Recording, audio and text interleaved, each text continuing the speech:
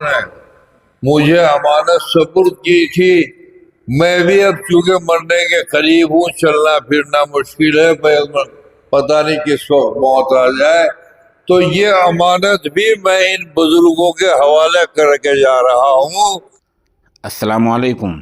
سامعین، ہماری خبر کا عنوان ہے روحانی امانت۔ یہ ویڈیو آپ نے سن لی، یہ حضرت مولانا حکیم عبداللہ مغیثی صاحب ہیں، جو ماشاءاللہ حضرت مولانا علیم ندوی رحمۃ اللہ علیہ کے خلیفہ مجاز ہیں، ساتھ ہی حضرت مولانا شاہ عبد القادر رحمۃ اللہ علیہ کے صحبت یافتہ بھی ہیں۔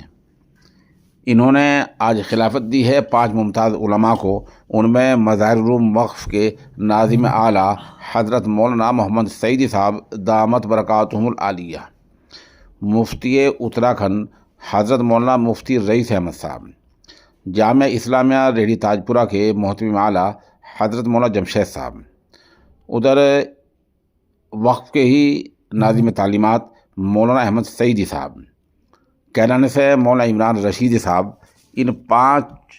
افراد کو، علماء دین کو، آج حضرت مولانا عبداللہ مغیثی صاحب نے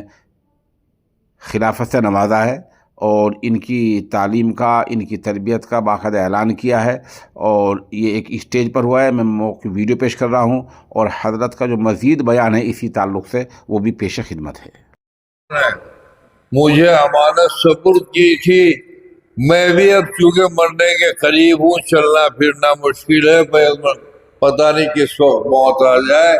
تو یہ امانت بھی میں ان بزرگوں کے حوالے کر کے جا رہا ہوں۔ اللہ تعالیٰ ان بزرگوں سے دین کا، قوم کا، ملت کا اور ملک کا اور سب انسانوں کا، اے اللہ، خانقاہوں میں جس طرح ہم نے دیکھا ہے مسلمان جاتے تھے،